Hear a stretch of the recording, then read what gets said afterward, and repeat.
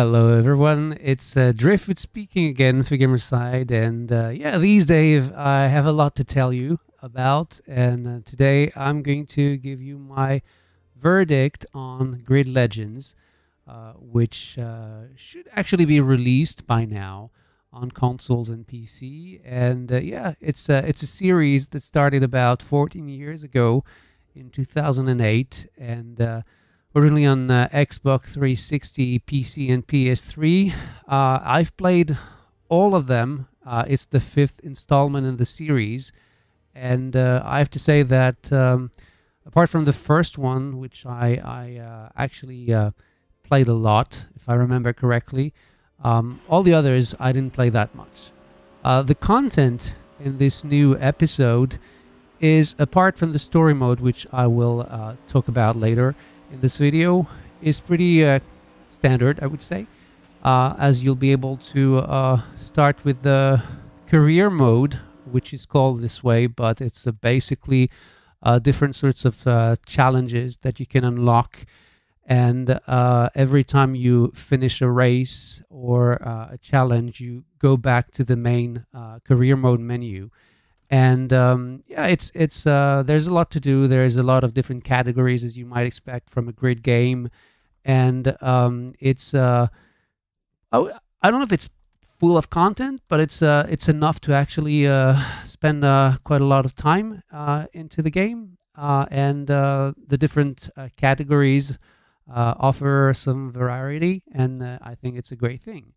There's also a race creator that actually can come handy, although I wish there were a way to simply select the kind of race, the type of race you want to play, and then your circuits and everything. Here you really have to create your own race to choose among the different categories of vehicles, the number of laps and things like that.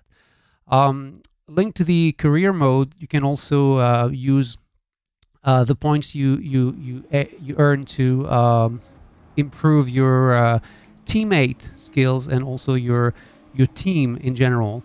Although I don't believe it has a lot of impact on the game, in that it's really a lot of different challenges, but it's not a championship or anything. So yeah, it's there, but I wouldn't say it's that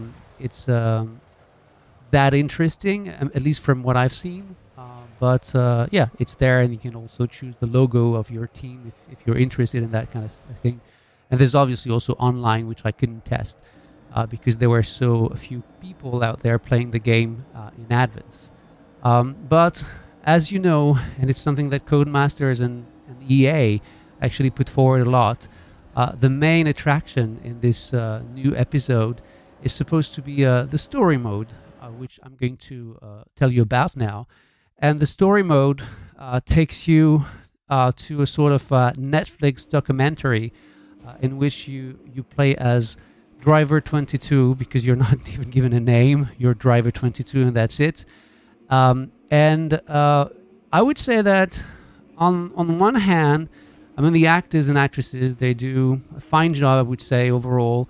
The problem to me is that I've never really felt connected to what was happening in the story, because there's, what you do in the races has no impact on what's happening in the story, meaning that I kept winning all the time, all the different time, even in hard mode, because, well, and that's a warning, you should play above hard, because it's really easy.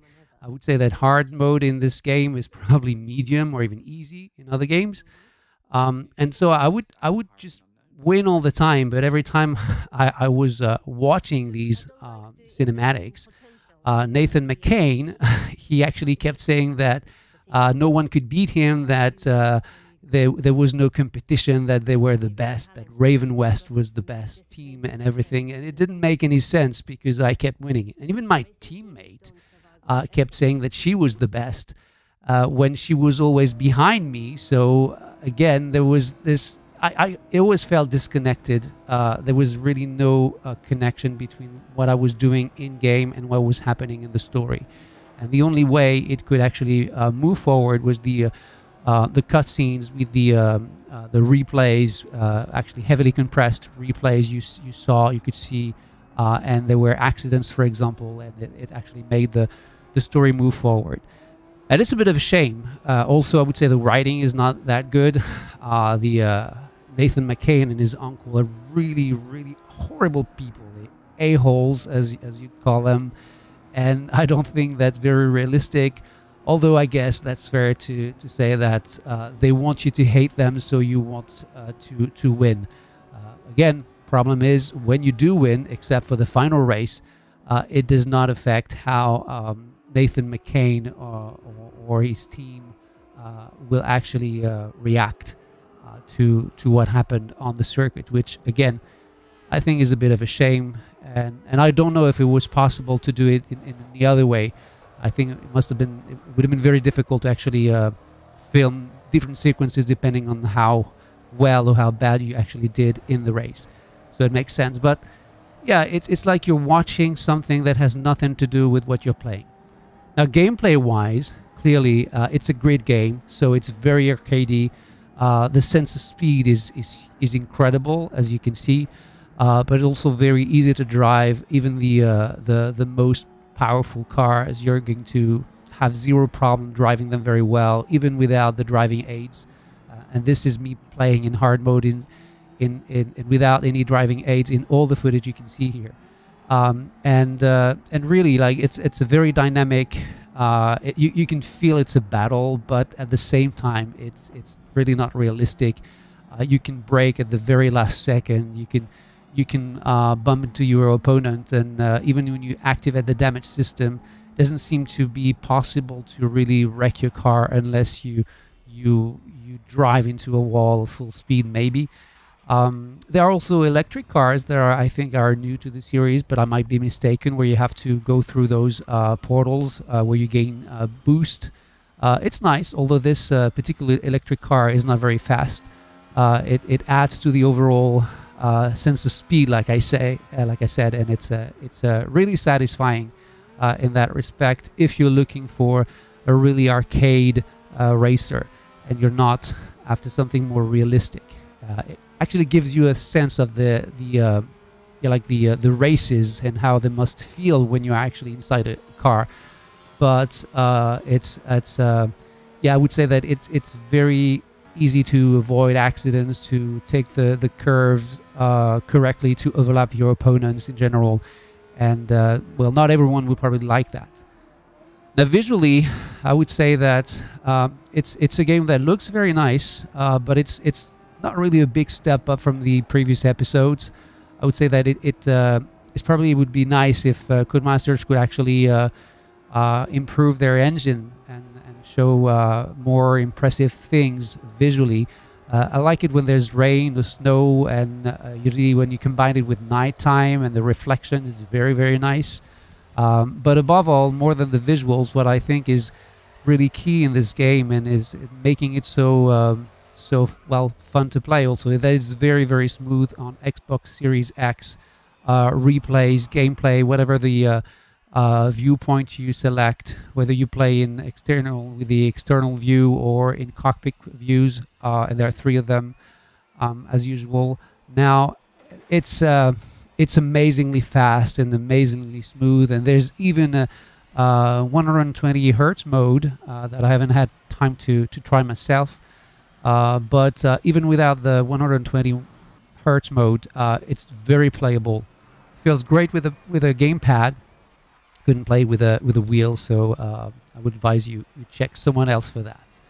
So that's it for this part, and I'll give you my verdict in the next.